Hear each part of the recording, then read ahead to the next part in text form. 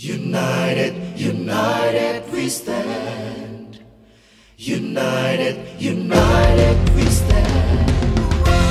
United, united we stand. United, united we stand. Shalom Bapak Ibu Saudara yang dikasih Tuhan, shalom. Dimanapun Bapak Ibu Saudara berada, hari ini kita akan beribadah. Mari saya undang kita semua bangkit berdiri, kita akan memulai ibadah kita di dalam doa. Mari satu dalam doa kita berdoa. Terima kasih Tuhan Yesus, kami bersyukur buat kebaikan-Mu, kami bersyukur buat anugerah-Mu Tuhan Yesus selalu baik bagi kami. Dan hari ini Tuhan kami masuk dalam hadirat-Mu lebih lagi Bapa. Biarlah kami bawa hati kami, hidup kami jadi persembahan yang hidup, yang kudus dan yang berkenan di hadapan-Mu.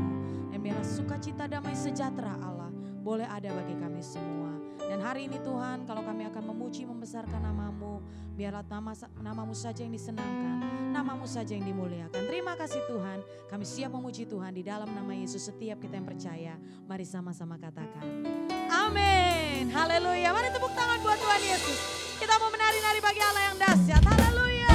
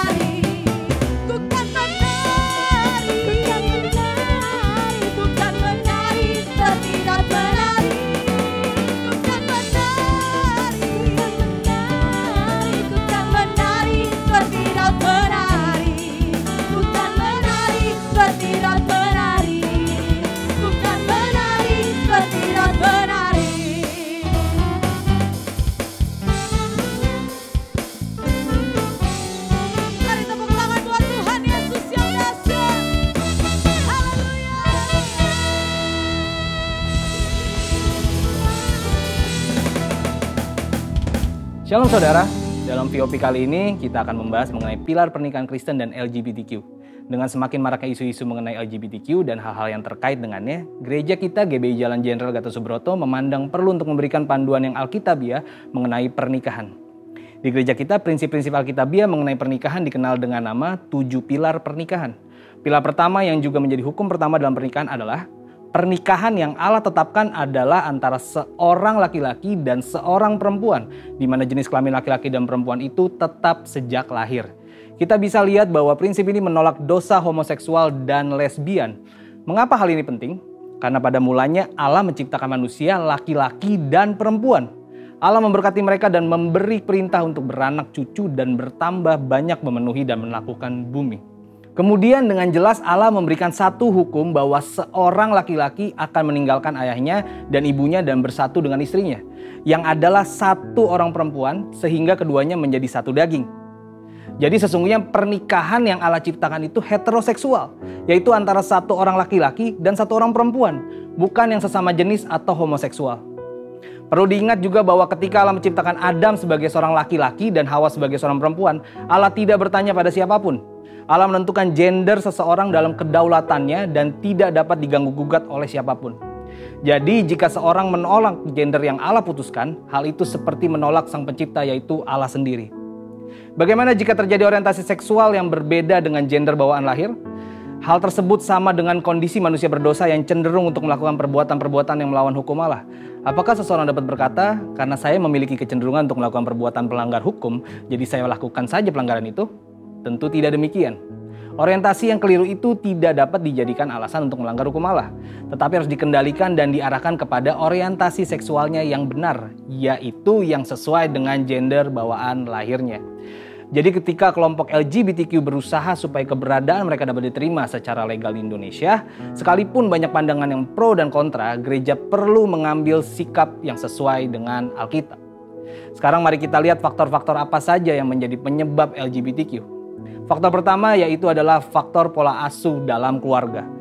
Faktor pengasuhan dalam keluarga punya pengaruh yang sangat besar terhadap perkembangan satu individu, dari bayi sampai dewasa. Perkembangan yang dimaksud mencakup tubuh, jiwa, dan rohnya. Karena itu parenting yang baik sangat penting supaya seorang anak yang akan berkembang dengan baik. Saul McLeod, seorang dosen dan peneliti dalam bidang psikologi, menemukan bahwa anak mengamati model yang memberikan contoh perilaku maskulin atau feminim. Setelah mengamati, anak tersebut akan berusaha meniru sekalipun perilaku tersebut tidak sesuai dengan gendernya. Karena anak akan meniru apa yang sering dilihatnya. Faktor kedua yaitu faktor lingkungan. Faktor lingkungan baik di dalam keluarga maupun di luar keluarga juga memiliki pengaruh yang besar. Dikatakan oleh Jonathan Tan, seorang transgender yang sudah dipulihkan di dalam nama Tuhan Yesus. Inilah pentingnya seorang anak harus diberlakukan sebagaimana identitas dirinya. Jika ia terlahir sebagai anak laki-laki, maka ia harus diperlakukan sebagai anak laki-laki, diasuh dan dibesarkan sebagai seorang anak laki-laki. Demikian pula dengan perempuan.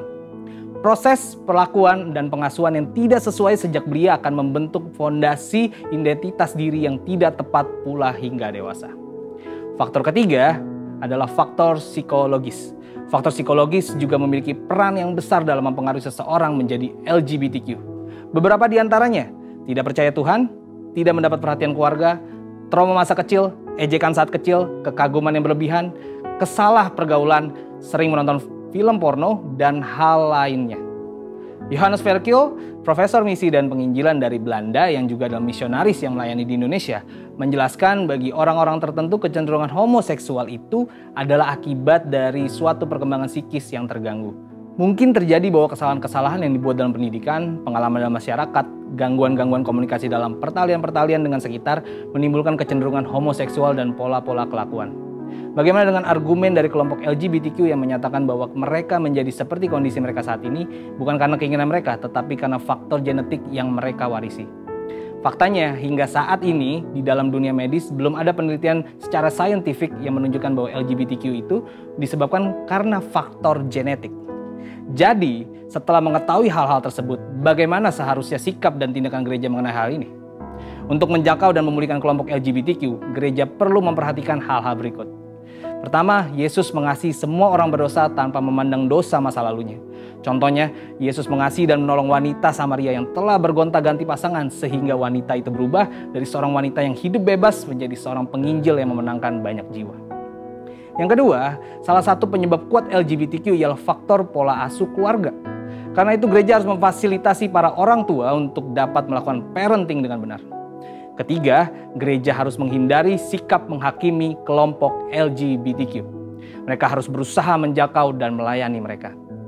Keempat, gereja-gereja di Indonesia perlu aware dengan perkembangan kelompok LGBTQ di Indonesia. Diperkirakan saat ini di 25 provinsi di Indonesia telah ada organisasi LGBTQ yang telah berusaha dengan berbagai upaya agar LGBTQ dapat diterima secara legal di negeri ini. Sebagai kesimpulan, kita mengerti bahwa pernikahan yang Allah tetapkan adalah satu orang laki-laki dan satu orang perempuan, di mana jenis kelamin laki-laki dan perempuan yang dimaksud adalah bawaan sejak lahir. Faktor pola asuh keluarga yang tidak sehat dan faktor lingkungan adalah dua faktor yang menyebabkan LGBTQ. LGBTQ bukan disebabkan oleh faktor genetik, karena LGBTQ dapat disembuhkan bila yang bersangkutan memiliki keterbukaan. Dengan kasih Kristus, gereja dapat menjangkau dan memulihkan kaum LGBTQ. Saat ini kelompok LGBTQ telah berkembang di Indonesia. Oleh karena itu, gereja-gereja di Indonesia perlu membangun jaringan kerjasama untuk membuat pelayanan yang terencana dan berkelanjutan untuk melayani dan memulihkan kaum LGBTQ. Saudara, untuk penjelasan lebih lengkapnya dari tim teologi kami, silakan buka link yang ada di atas atau scan QR Code yang tersedia. Tuhan Yesus memberkati.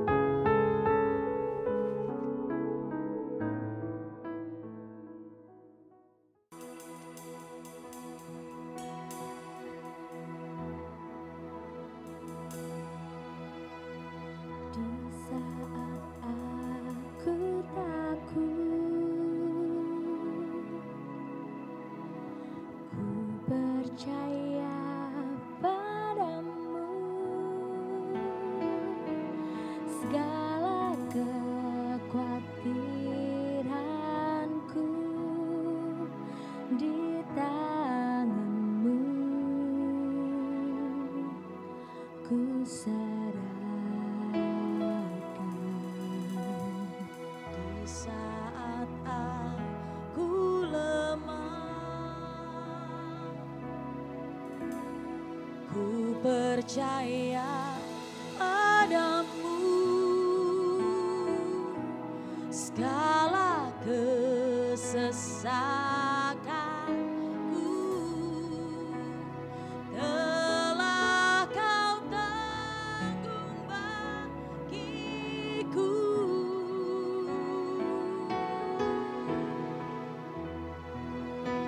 Sebab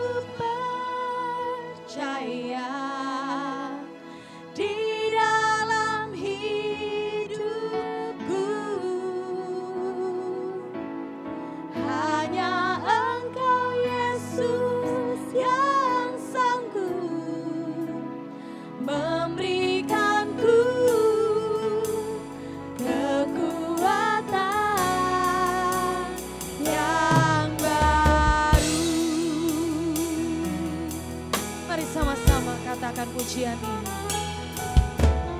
Di saat aku takut, ku percaya padamu, segala kekhawatiranku di tanganmu ku serahkan. Di saat aku lemah, ku bersandar padamu,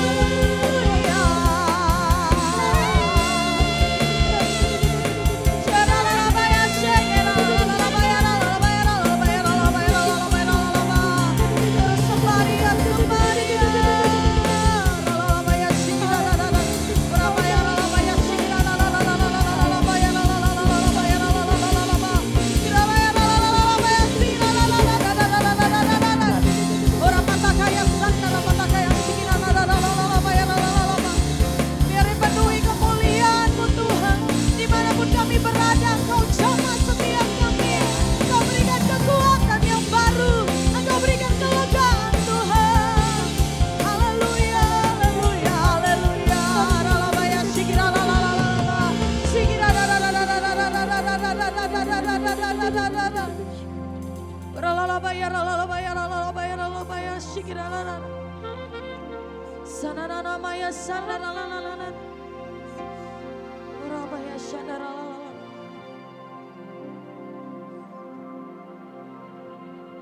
Segala pujian syukur bagimu. Kau hadir dalam hidupku. Kini ku datang sujud di hadapanmu, memujimu,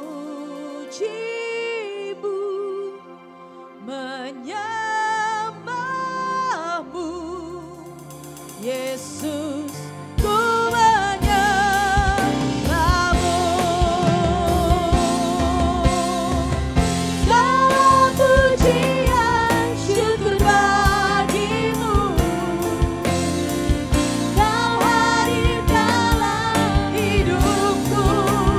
Kini ku datang sujud di hadapanmu, memujimu, menyembahmu, Yesus. Ku menyembahmu. Segala pujian syukur bagimu.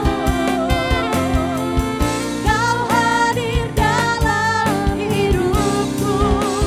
Kini ku datang sujud di hadapanmu, memujimu, menyembahmu, Yesus. Ku menyembahmu, memujimu, memujimu, menyembahmu, Yesus. Ku menyembahmu, memujimu, memujimu, menyembahmu, Yesus. Ku menyembahmu.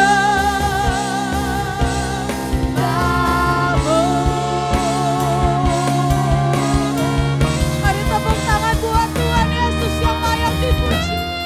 Haleluya.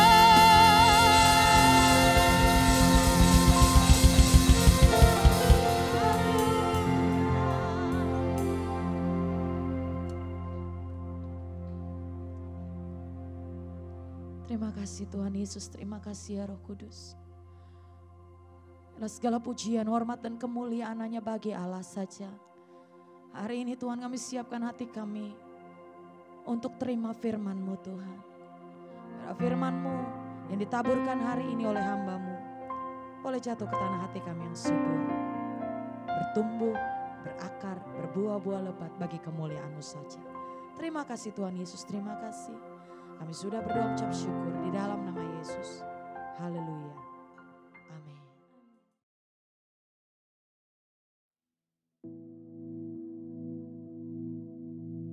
Shalom, selamat berjumpa kembali, selamat hari Minggu, selamat beribadah. Bapak Ibu yang kasih Tuhan, jemaat yang kasih Tuhan, mari kita satukan hati. Kita sudah memasuki minggu ketiga di bulan Januari tahun yang baru ini. Biarlah tahun yang penuh dengan kemenangan dari Tuhan Yesus.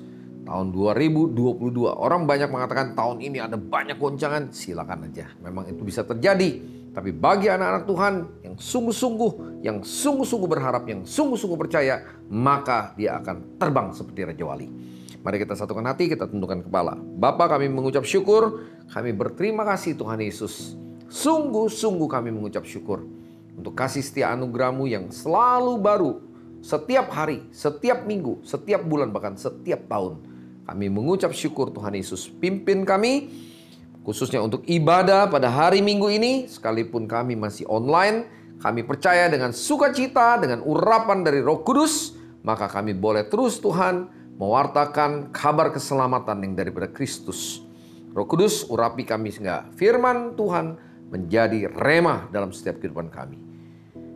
tumbuh, berakar, berbuah, dan bertumbuh, berbuah dengan berlipat kali ganda, 30, 60, bahkan 100 kali ganda. Buah yang matang di hadapan-Mu Tuhan Yesus. Sucikan, kuduskan roh jiwa tubuh kami, semua anak-anak-Mu yang ada di studio, maupun yang ada di rumah kami masing-masing. Tuhan membasuh kami dengan darah Tuhan Yesus Kristus. Terima kasih Roh Kudus, Engkau adalah guru agung kami. Segala pujian, hormat, kemuliaan kami kembalikan hanya untuk nama Tuhan kami Yesus Kristus. Haleluya, amin. Bapak Ibu, mari kita buka dalam Mazmur 118 ayat 22. Mazmur 118 ayat 22 dan 23, 2 ayat. Demikian firman Tuhan katakan, batu yang dibuang oleh tukang-tukang bangunan telah menjadi batu penjuru. Hal itu terjadi dari pihak Tuhan, suatu perbuatan ajaib di mata kita. Saya ulangi, batu yang dibuang oleh tukang-tukang bangunan telah menjadi batu penjuru. Kenapa? Karena Kristus tidak dihargai. Apa itu anak tukang kayu? Ya, dibuang sama orang-orang Yahudi. Bahkan disalibkan dan dia menjadi batu penjuru. Ya, jadi center, jadi pusat. Hal itu terjadi dari pihak Tuhan, suatu perbuatan ajaib di mata kita. Kita akan melihat benang merahnya ini dalam Perjanjian Baru. Ya. Kita akan baca dalam Matius 21 ayat 42 sampai dengan ayat yang ke-44. Ya, pagi hari ini tema khotbahnya adalah batu penjuru. Siapa batu penjuru? Tuhan Yesus. Demikian firman Tuhan, Matius 21 ayat 42, kata Yesus kepada mereka, belum pernahkah kamu baca dalam kitab suci? Kitab suci yang mana? Tadi di dalam Mazmur 118. Ya, Tuhan mengutip. Batu yang dibuang oleh tukang-tukang bangunan telah menjadi batu penjuru. Hal itu terjadi dari pihak Tuhan. Suatu perbuatan ajaib di mata kita. Ya, Tuhan Yesus mengutip dalam Mazmur 118. Dialah batu yang dibuang oleh tukang-tukang bangunan. Tapi dialah yang menjadi batu penjuru bagi setiap orang yang percaya. Yang setuju katakan amin. Bapak Ibu yang kasih Tuhan, sudahkah kita menjadikan Kristus itu sebagai batu penjuru dalam setiap kehidupan kita? Ini pertanyaan yang besar. Question mark. Ya, menjadi center dalam kehidupan saudara dan saya. Khususnya masuki tahun 2022. Jadikan Kristus menjadi batu penjuru, menjadi center. Ya, contoh misalnya begini, di gereja itu batu penjurunya adalah Kristus, bukan gembala. Gembala itu hanya mewakili daripada Kristus. Sekali lagi saya ulangi, batu penjuru di gereja siapa? Tuhan Yesus, bukan gembala. Gembala itu hanya mewakili. Jadi jangan sampai saya gembala membawa jemaat menjadikan saya jadi batu penjuru. Tidak boleh. Itu namanya mencuri kemuliaan Tuhan. Ya, kalau nggak ada saya, saudara kita nih imamat rajani dalam konteks perjanjian baru tidak bisa lagi seperti kayak konteks perjanjian lama. Ya, ada satu pendeta bilang begini, kalau kamu nggak percaya sama kami, ya di satu gereja besar ini tentang perpuluhan. Kami pun juga bisa tidak membagikan kepada jemaat, yaitu firman Tuhan. Ini pendeta sombong. Enggak dia bagikan juga nggak apa-apa. Buktinya selama 2 tahun ini, ya semua jemaat bisa kemana aja. Jemaat pun juga bisa bagikan firman. Dia bisa dengar langsung kok dari Roh Kudus. Ya, jadi jangan pernah mengkultuskan atau menjadikan pendeta itu, gembala kita menjadi center, yang jadi pusat. Kita ini sama semuanya. Kedudukannya di mata Tuhan. Anak-anak Tuhan. Hamba-hamba Kristus. Imamat rajani. Ya, itu paradigma barunya. Jadi jangan lagi selalu, oh ya ini yang punya pengurapan khusus hanya pendetanya, gembalanya. Oh enggak. Belum tentu jemaat dengan pendetanya pengurapannya bisa-bisa lebih jemaatnya. Tergantung sikap hati kita. Kalau kita hatinya tulus, murni, hati kita lemah, lembut, rendah hati, ya itu menjadi ukurannya, menjadi seperti Kristus. Makanya Kristuslah harus yang menjadi batu penjuru dalam setiap kehidupan saudara dan saya. Apa yang dimaksud dengan batu penjuru? Yang kedua, ya, di sini dikatakan ayat 43. Sebab itu aku berkata kepadamu bahwa kerajaan Tuhan akan diambil daripadamu dan akan diberikan kepada suatu bangsa yang akan menghasilkan buah kerajaan itu. Sebab itu Tuhan katakan, aku berkata kepadamu bahwa kerajaan Tuhan akan diambil. Kok diambil daripadamu? Dan akan diberikan kepada suatu bangsa yang akan menghasilkan buah. Kalau kita tidak menghasilkan buah kerajaan Kingdom of God, Kingdom of Christ, maka itu akan diambil. Ya, dikatakan di sini jelas bahwa kerajaan Tuhan akan diambil. Harus ada buahnya dalam setiap kehidupan orang percaya, dalam setiap gereja Tuhan. Jadi nggak bisa lagi sekarang gereja ini jadi gereja lokal. Dikatakan di sini kerajaan, menghasilkan buah kerajaan. Mindset kita harus kingdom, tidak lagi local church. Local church itu parts of the kingdom of God, bagian dari kerajaan Kristus.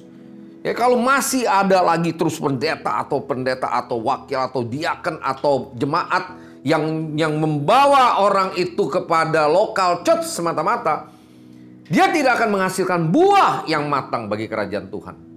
30, 60 bahkan 100 kali ganda. Itu yang paling penting. Jadi itu yang harus ditangkap sama kita. Jangan sampai pikiran kita tuh selalu, oh ya udah, ya, yang penting saya aman, gereja saya udah enak, gereja saya udah nyaman. Ini diubrak-abrik lagi, diizinkan lagi. Ya, COVID-19 sudah membuat 2 tahun kita. Ya, bahkan kita aja sekarang masih ada sebagian yang sudah bisa onsite, puji Tuhan. Ada yang sebagian belum bisa karena belum diizinkan oleh yang punya tempat. Ya, kalau kita sewa tempat kadang-kadang mereka masih takut-takut. Ya. Kenapa? Karena Tuhan sudah merubah mindset, paradigmanya ini, supaya paradigma kerajaan sorga, paradigma Kristus, paradigma yang tadi dikatakan akan menghasilkan buah. Nah, kalau tidak, ayat 44, ini yang ketiga, dikatakan, dan barang siapa jatuh ke atas batu itu ia akan hancur. Dan barang siapa ditimpa batu itu ia akan remuk. Jatuh ke atas batu itu akan hancur. Dan barang siapa ditimpa batu itu ia akan remuk, hancur. Gambarannya ini seperti waktu Nebukadnezar yang dapat gambaran. Ada patung Nebukadnezar itu yang ditimpa sama batu kena kakinya. Gas! Tanpa perbuatan tangan manusia. Dan patung itu runtuh. Kemudian batu itu menjadi sangat besar dan menutupi seluruh bumi. Ini bicara tentang kembali lagi tadi kingdom of God. Ya, local church ini udah selesai. Saya mau ulangin lagi, sudah eranya selesai. Karismatik ini eranya sudah selesai. Tidak lagi berkarismatik, modelnya karisma. Ya, karisma, namanya karisma. Ya, kita harus Christ center. Pusatnya itu adalah Kristus. Batu penjurunya adalah Kristus. Ya, nggak boleh lagi kita, ya, kemarin-kemarin masih diizinkan. Kayaknya jadi pendetanya itu yang jadi senternya, gembalanya yang jadi senternya. Semua ini harus bertumbuh menjadi dewasa penuh di dalam Kristus. Nanti minggu berikutnya Tuhan sudah kasih kepada saya catatan untuk dewasa penuh. Kedewasaan yang penuh dalam Kristus. Nah, hari ini kita bicara tentang batu penjuru. Siapa batu penjuru? Tuhan Yesus Kristus. Apakah kita semua, Bapak, Ibu, Saudara semua sudah menjadikan Kristus sebagai batu penjuru? Contoh gampang gini aja. Misalnya kalau orang lagi sakit, yang ada di mindset kita apa? Ke dokter. Bener nggak? Langsung, dokter. Padahal harusnya kemana dulu? Kalau jadikan Kristus menjadi batu penjuru? Ke Tuhan dulu. Tanya sama Tuhan. Ya, jangan langsung bawa langsung ke dokter, tahu-tahu dimasukin ke rumah sakit. Masuk rumah sakit langsung masuknya ke ICU lagi. Wow, nyaris itu. Ya, Tuhan tidak pernah memberikan sakit penyakit. Tuhan memberikan kesembuhan. Tuhan memberikan kesehatan. Jadi Tuhan yang harus menjadi dokter. Bukan dokter yang menjadi senternya. Bukan dokter yang menjadi batu penjurunya. Ya, misalnya, contohlah ada orang yang sekolah dari SMA masuk ke perguruan tinggi. Tanya sama Tuhan. Kalau dia menjadikan Kristus sebagai batu penjuru. Bukan tanya sama orang, tanya sono, tanya sini. Pendapat orang. Terus bingung sendiri. Berarti kita tidak menjadikan Kristus jadi batu penjuru. Nyanyi sih iyalah, doa ya iyalah gitu. Tapi dalam kenyataan sikap hidup kita sehari-hari, apakah kita menjadikan Kristus sebagai batu penjuru? Patokannya adalah Kristus. Selalu bertanya sama Tuhan. Selalu mengandalkan Tuhan. Tanya. Tuhan akan kasih kok jawaban. Nanya aja kadang-kadang kita bisa salah. Apalagi kita nggak bertanya sama Tuhan. Saya ulangi ya. Nanya saja kadang-kadang kita bisa salah persepsi. Salah tangkap. Apalagi tidak bertanya. Tapi minimal kalau saudara mengandalkan Tuhan, menjadikan Kristus sebagai batu penjuru, saudara berharap bertanya sama Tuhan. Ya, kita berharap bertanya sepenuhnya sama Tuhan. Nanti Tuhan akan kasih guidance-nya secara detail. Secara spesifik. Jadi kalaupun salah nggak akan tergeletak. Sekalipun jatuh tidak akan tergeletak. Tangan Tuhan yang akan menopang kita. Ini yang perlu digarisbawahi dalam kehidupan kerohanian, kekristenan kita. Kristen itu bukan agama. Kristen itu pengikut Kristus, jalan Kristus. Kalau sekedar beragama Kristen, nggak masuk kerajaan sorga. Karena agama tidak menyelamatkan. Ya, tapi kita sebagai pengikut Kristus. Saya mau tutup dengan satu kesaksian. Ada satu, mungkin nanti Chris bisa cantumin di sini videonya ini. Cukup lama ini video, 1 jam tepinya. Nanti diambil cuplikannya aja. Ada satu hamba Tuhan, anak Tuhan, umur dari 9 tahun, dia udah bisa dengar, dia udah mengikutin apa yang namanya Compassion, Yayasan Compassion Internasional. Dia ikut misi penginjilan. Caranya gimana? Dari uang jajan dia untuk mendonasi satu anak. Ternyata begitu dia keluarin semua datanya, dia digerakin sama Tuhan untuk membantu anak Indonesia. Dan Tuhan bilang, satu waktu kamu akan ada di Indonesia. Itu dari umur 9. Nah, singkat ceritanya, umur 17, ya, dia sudah harus perguruan tinggi. Nah, dia juga pelari juga dan dia juara, ya, 800 meter. Dia sebagai juara, jadi champion, jadi pemenang. Tapi dia harus meninggalkan semua. Sampai dia meninggalkan dia punya dia tinggal di Colorado, Amerika. Negara bagian Amerika. Dia harus satu waktu dia kirimin email untuk Yayasan Panti Asuhan di Indonesia. Nah, dia dapat akhirnya. Ya, setelah sekian lama dijawab. Ada satu yayasan dan dia dibawa sama orang tuanya pindah ke Indonesia. Tinggal di yayasan itu. Apa yang terjadi di yayasan? Yayasan itu kecil. Dia di kamarnya pun bekas gudang. Jadi pernah satu malam dia tidur itu kepalanya digigitin sama tikus sampai berdarah-berdarah. Ya, coba bayangin, ini bukan tanda kutip dia orang tidak punya loh. Dia punya kolam renang sendiri rumahnya, dia punya mobil sendiri, dia juga dapat beasiswa, ini anak pinter. Tapi karena dia mendengar, dia menjadikan Kristus sebagai batu penjuru, dia tahu panggilannya, dia lakukan itu semua. Dia pikul salib. Sampai di Indonesia, dia bingung setengah mati. Ya, tapi Tuhan tuntun dan selalu hidupnya di dalam mujizat. Tuhan kasih tuntunannya secara detail kepada hal-hal yang kecil sekalipun. Tuhan selalu memberikan tuntunannya kepada dia. Sekalipun kadang-kadang dia bingung, waduh Tuhan, kenapa saya jadi ada di Indonesia? Ya, tapi karena dia tahu panggilannya, dia bisa berdialog sama Tuhan, dia bisa tanya sama Tuhan. Dan sekarang dia umurnya udah 27 tahun. Ya, saya percaya ini, saya lihat dia punya kesaksian hidupnya, ya 1 jam lebih. Namanya si Amanda Hedges.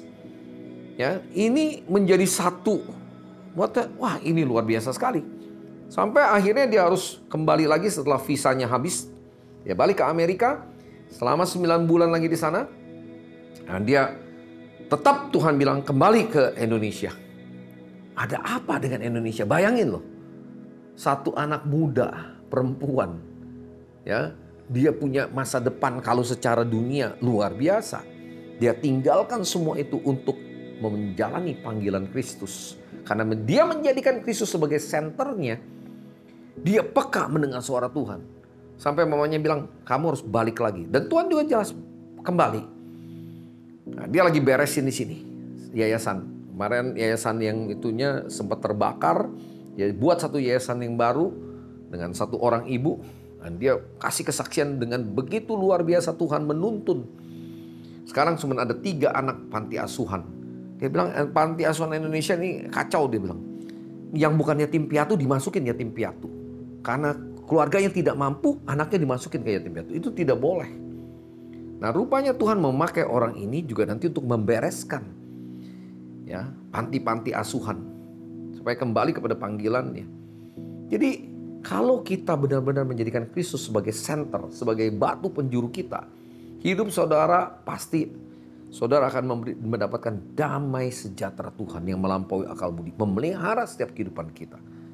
Bukan semata-mata hal duniawi. Nanti itu akan ngikutin lah. Kalau yang perkara dunia itu gampang sekali, itu masalah enteng. Kalau 2021 kita terus masalahnya, terus senternya apa sih? Sakit penyakit apa? COVID-19. Udah 2 tahun muter-muter bicaranya COVID-19. Ya nggak selesai-selesai. Ya, 2022 sudahlah. Kalau buat saya, maaf, COVID itu ada dan tiada. Sama kayak setan itu. Setan itu ada nggak? Ada kan? Ada setan. Tapi tiada. Tiada kenapa? Sudah selesai. 2000 tahun yang lalu sama Tuhan Yesus.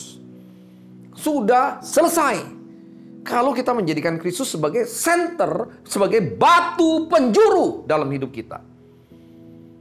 Ya, kita berani lakukan semua apa yang menjadi kehendak Kristus. Enggak setengah-setengah lagi dalam kehidupan kita. Kalau jadi batu penjuru ya senternya Kristus. Semua patokannya kepada Kristus. Mau apapun tanya kepada Tuhan. Mau sekolah di mana? Tanya sama Tuhan. Mau misalnya lagi ke dokter. Ya kalau memang Tuhan bilang gerakin ke dokter ya ke dokter. Tuhan juga nggak anti. Tapi selalu bertanya sama Tuhan. Jadikan Tuhan itu menjadi senternya kita. Batu penjurunya kita. Maka Tuhan akan menuntun kehidupan saudara dan saya. Yang setuju, yang percaya katakan amin. Iya. Ini menarik, kenapa suka sekali sama Tuhan Yesus ketika kecil? Siapa yang mengajari?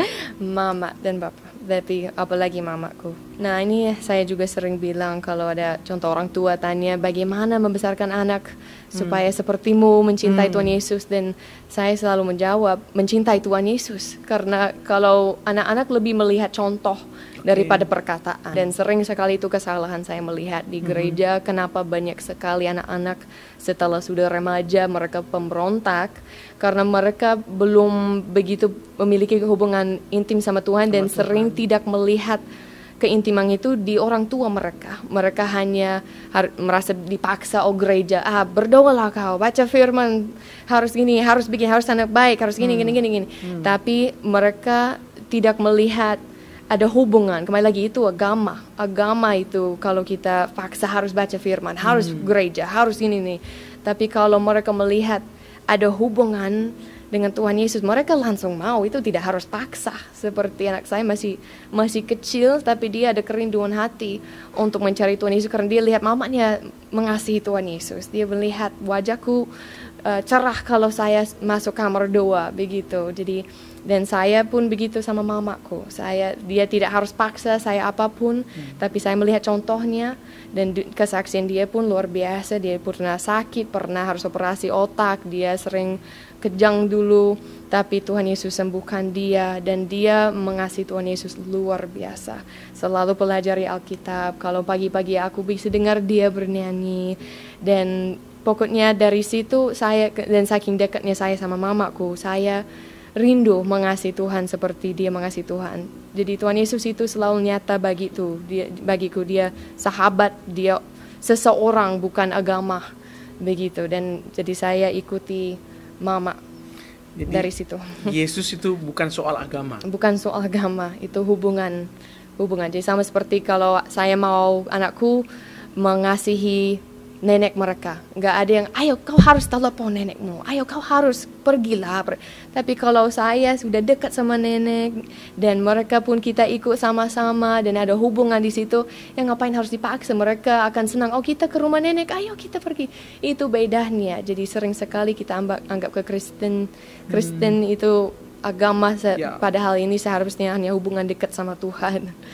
Oke, tapi pertanyaannya gini Amanda, saya masih penasaran, kenapa harus jauh-jauh di Indonesia? Kan toh di Colorado itu juga banyak orang yang seperti di Indonesia ya, yang membutuhkan pertolongan Anda. Iya, ya itu kan sering kita nggak ngerti rencana Tuhan, nggak masuk akal. Bahkan pertama kali saya kesini, saya ingat saya sama bapakku. Saya bilang, Papa antar kamu ke sini? Kami lagi jalan-jalan dekat panti. Dan saya bilang, buat apa Tuhan kirim aku sini Pak? Sempat bertanya begitu? Iya, saya bilang buat ini nggak masuk akal. Kenapa nggak kirim orang lokal aja kan? Aku bahasa aja nggak ngerti apa-apa. Kok bisa gitu kan? Tapi memang Tuhan punya rencana kita. Saya tidak bisa menjawab. Saya pun tidak tahu kenapa. Saya hanya tahu Tuhan pakai orang yang paling lemah. Dan dia panggil aku karena saya lemah dan biar dia dipermuliakan. Kalau ambil orang yang sudah luar biasa, yang berpendidikan, yang berusia, yang berpengalaman, buka panti, mungkin itu kurang mempermuliakan nama Tuhan. Tapi dia ambil anak bodoh yang tidak tahu apa-apa dari mereka 17 tahun dan dia lakukan semua. Iya. Dan itu semua Tuhan yang lakukan. Itu semua Tuhan yang lakukan. Saya tidak lakukan apa-apa. Paling tidak saya hancurkan rencananya. Saya harus geser terus. Oh maaf Tuhan, maaf saya ikut campur. Padahal harusnya dia saja yang ngatur semua. Iya. Jadi intinya adalah sepanjang apapun rencana kita, kalau itu sudah kehendak Tuhan pasti jadi. Iya. Pasti jadi itu ya. Asal kita tetap berada dalam tracknya Tuhan ya. Iya Pak. Betul. Firman Tuhan terus yang. Iya. Dan kalau boleh saya tambah, kalau panggilan sering sekali orang tanya bagaimana cara mendapat panggilan. Dan saya selalu bilang, coba cari di Alkitab, di mana ada satu orang pun yang bertanya minta panggilan dari Tuhan, tidak ada. Tuhan langsung datang pada saat orang hanya ada hubungan sama Tuhan. Orang sudah dekat sama Tuhan dan langsung Tuhan panggil Musa dari padang gurun, Tuhan panggil dari manapun dia panggil, tapi mereka tidak minta panggilan mereka. Jadi itulah yang kita harus nggak minta panggilan dari Tuhan, tapi kita lebih mencari wajahnya dan Tuhan sendiri akan memanggil kita dan bahkan dipakai kita dimanapun kita berada. Tidak berarti saya lebih istimewa dari siapapun yang melayani lokal. Itu kita sama-sama, pokoknya kalau kita di dalam kehendak Tuhan, Tuhan akan arahkan kita. Kalau kita harus pergi, dia akan bilang pergi. Kalau kita tetap melayani di sini, kita harus betah. Lakukan hal kecil pun, kalau kita sapu ngepel rumah pun, itu bisa kemuliaan bagi Tuhan, asal itu sesuai dengan kehendak Tuhan. Karena bukan kita yang memilih Tuhan, tapi Tuhan yang memilih kita. Iya, dan Tuhan memilih Amanda untuk Indonesia. Luar biasa. Nah, mari kita hari ini tidak panjang lebar, jadikan Kristus menjadi batu penjuru. Bertanya, dan bertanya. Dan kalau sudah dapat, lakukan apa yang menjadi kehendak Kristus. Jangan nanya, udah dapat, wah masa iya ya Tuhan? Hah? Gimana ya Tuhan? Nggak mungkin ya Tuhan. Nah itu namanya melecehkan Tuhan. Tanya, dengar, dapat, lakukan. Maka saudara hidupnya akan diberkati. Baik secara rohani, jasmani, perlindungan Tuhan, pemeliharaan Tuhan sempurna atas saudara dan saya. Yang setuju katakan amin. Mari kita satukan hati, kita akhiri. Pagi hari ini kami bersyukur kepadamu Bapa. Engkau mengajar kami, Engkau mendidik kami semakin jelas hari lepas hari. 2022 apa yang akan terjadi? Terjadilah Tuhan Yesus seturut kehendak-Mu. Kami tidak punya pemikiran apapun untuk hal-hal yang kami tidak tahu. Tapi Tuhan sendiri yang mengatur langkah hidup kami. Kalau kami menjadikan Engkau Tuhan Yesus sebagai batu penjuru kami. Menjadi center dari kehidupan kami Tuhan Yesus. Kami selalu bertanya, berharap kepada Engkau dan melakukan apa yang menjadi kehendak-Mu dalam setiap kehidupan kami. Roh Kudus, tolong kami, urapi kami Tuhan Yesus.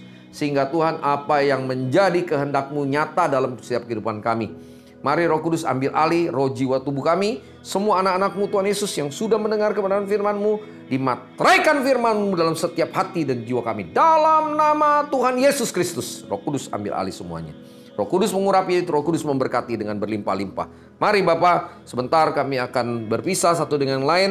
Kiranya Tuhan, kami boleh menerima berkat daripada Engkau sendiri. Mari kita bangkit berdiri, kita satukan hati, kita arahkan tangan kita boleh menerima berkat daripada Bapa di sorga. Biarlah kita sebagai hamba-hamba Tuhan, sebagai mempelai Kristus, sahabat mempelai Tuhan Yesus, kita boleh kembali kepada aktivitas kita, kepada keluarga kita masing-masing dan menerima berkat daripada Bapa di surga. Yaitu kebenarannya, damai sejahtera dan sukacitanya, kasih dan kuasa yang sempurna daripada Tuhan kita Yesus Kristus. Penyertaan, bimbingan, pertolongan, penghiburan, urapan yang baru oleh Roh Kudus akan selalu menyertai kita sekalian. Mulai pagi siang hari ini sampai Maranatha. Tuhan Yesus datang kedua kali menjemput kita di ono-ono yang permai dan bahkan sampai selama-lamanya. Kita yang percaya diberkati bersama-sama, katakan amin. Amin. Terima kasih, Tuhan Yesus berkati. Sampai jumpa. Tuhan Yesus berkati. Haleluya.